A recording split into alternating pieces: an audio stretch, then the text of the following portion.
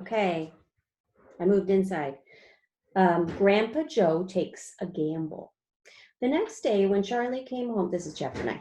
The next day, when Charlie came home from school and went in to see his grandparents, he found that only Grandpa Joe was awake. The other three were all snoring loudly. Shh, whispered Grandpa Joe, and he beckoned Charlie to come closer. Charlie tiptoed over and stood beside the bed. The old man gave Charlie a sly grin, and then he started rummaging under his pillow with one hand.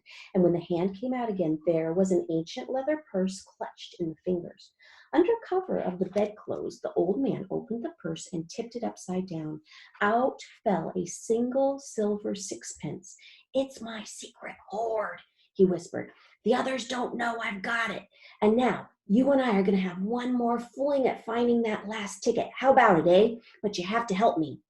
Are you sure you want to spend your money on that, Grandpa? Charlie whispered. Of course I'm sure, spluttered the old man excitedly. Don't stand there arguing. I'm as keen as you are to find that ticket. Here, take the money and run down the street to the nearest shop and buy the first Wonka bar you see and bring it straight back to me and we'll open it up together. Charlie took the little silver coin and slipped quickly out of the room. In 5 minutes, he was back. Whoa, that was fast. They must live close to the store. Have you got it? Whispered Grandpa Joe, his eyes shining with excitement. Charlie nodded and held out the bar of chocolate. Wonka's Nutty Crunch Surprise, it said on the wrapper. Good, the old man whispered, sitting up in bed and rubbing his hands. Now, come over here and sit close to me and we'll open it together. Are you ready? Yes, Charlie said, I'm ready. All right, you tear off the first bit. No, said Charlie, you paid for it. You do it all. The old man's fingers were trembling most terribly as they fumbled with the wrapper. We don't have a hope, really, he whispered, giggling a bit. You do know we don't have a hope, don't you? Yes, Charlie said, I know that. They looked at each other and both started giggling nervously.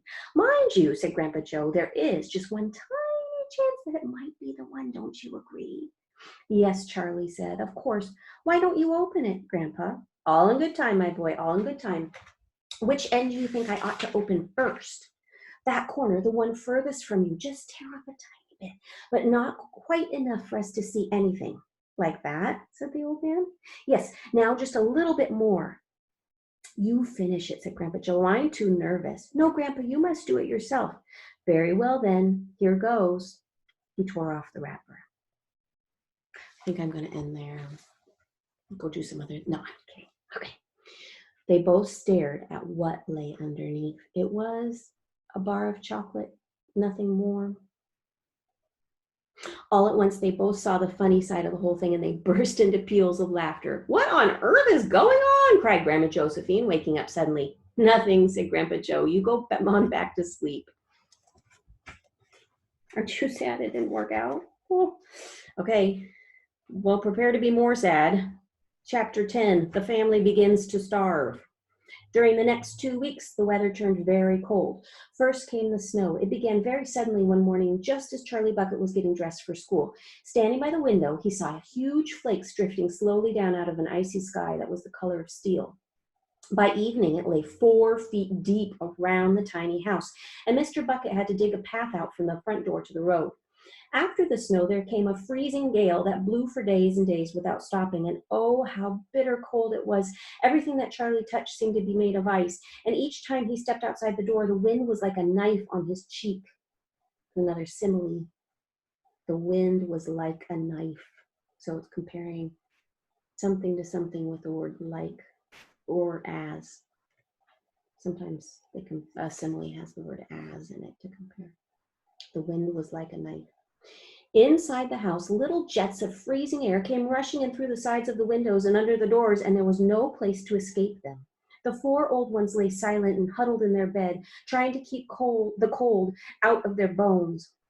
The excitement over the golden tickets had long since been forgotten. Nobody in the family gave a thought to anything now except for 2 vital problems, the 2 vital problems of trying to keep warm and trying to get enough to eat. There is something about very cold weather that gives one an enormous appetite. Most of us find ourselves beginning to crave rich, steaming stews and hot apple pies and all kinds of delicious warming dishes. And because we are all a great deal luckier than we realize, we usually get what we want, or near enough. But Charlie Bucket never got what he wanted because the family couldn't afford it. And as the cold weather went on and on, he became ravenously and desperately hungry. Both bars of chocolate, the birthday one and the one Grandpa Joe had bought, were long since nibbled away, and all he got now were those thin, cabbagey meals 3 times a day. And then all at once, the meals became even thinner. The reason for this was that the toothpaste factory, the place where Mr. Bucket worked, suddenly went bust and had to close down. Quickly, Mr. Bucket tried to get another job, but he had no luck. In the end, the only way in which he managed to earn a few pennies was by shoveling snow in the streets, but it wasn't enough to even buy a quarter of the food that 7 people needed. The situation became desperate. Breakfast was a single slice of bread for each person now, and lunch was maybe half of a boiled potato. Slowly but surely, everybody in the house began to starve. Okay, here is, you see, I think that's Charlie down there, and great giant doors leading where? You know where they're leading? I think you're right. And every day, little Charlie Bucket, trudging through the snow on his way to school, would have to pass Mr. Willy Wonka's giant chocolate factory. And every day, as he came near it, he would lift his small pointed nose high in the air and sniff the wonderful sweet smell of melting chocolate. Sometimes he would stand motionless outside the gates for several minutes on end, taking deep swallowing breaths as though he were trying to eat the smell itself. That child, said Grandpa Joe, poking his head up from under the blanket one icy morning, that child has got to have more food. It doesn't matter about us. We're too old to bother with. But a growing boy, he can't go on like this. He's beginning to look like a skeleton. What can one do? Muttered Grandma Josephine miserably. He refuses to take any of ours. I hear his mother tried to slip her own piece of bread onto his plate at breakfast this morning, but he wouldn't touch it. He made her take it back. He's a fine little fellow, said Grandpa George. He deserves better than this. The cruel weather went on, and every day Charlie Bucket grew thinner and thinner. His face became frighteningly white and pinched. The skin was drawn so tightly over the cheeks that you could see the shapes of the bones underneath. It seemed doubtful whether he could go on much longer like this without becoming dangerously ill. It's a very, very not good situation. And now very calmly, with that curious wisdom that seems to come so often to small children in times of hardship, he began to make little changes here and there in some of the things that he did so as to save his strength. In the mornings, he left the house 10 minutes earlier so that he could walk slowly to school without ever having to run. He sat quietly in the classroom during break, resting himself while the others rushed outdoors and threw snowballs and wrestled in the snow. Everything he did now, he did slowly and carefully to prevent exhaustion. Then one afternoon, walking back home with the icy wind in his face, and incidentally feeling hungrier than he had ever felt before, his eye caught suddenly on something silvery lying in the gutter in the snow. Charlie stepped off the curb and bent down to examine it, and part of it was buried under the snow, but he saw at once what it was. It was a 50-pence piece. You remember, I know the money is different because it's in England, but do you remember how much Grandpa Joe gave him to buy the chocolate? I think it was a 6-pence piece, right? And so this is a 50-pence piece. Quickly, he looked around him. Had somebody just dropped it? No, that was impossible because of the way part of it was buried. Several people went hurrying past him on the pavement, their chins sunk deep in the collars of their coats, their feet crunching in the snow. None of them was searching for any money. None of them was taking the slightest notice of a small boy crouching in the gutter. Then was it his, this 50-pence piece? Could he have it?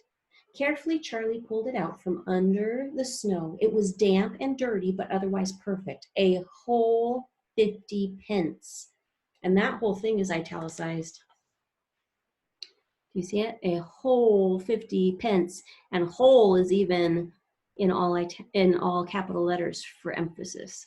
A whole 50 pence. He held it tightly between his shivering fingers, gazing down at it. It meant one thing to him at the moment, and only one thing. It meant, you know, it's not chocolate. It meant food, because he's so hungry. It meant food. Automatically, Charlie turned and began moving towards the nearest shop. It was only 10 paces away. It was a newspaper and stationery shop, the kind that sells almost everything, including sweets and cigars. And what He would do, he whispered quickly to himself. He would buy one luscious bar of chocolate and eat it all up, every bit of it, right then and there. And then the rest of the money he would take straight back home and give to his mother. And here's a picture of him finding the money. Can you see the money? I can't really see the money. I just see like the snow and the people and Charlie.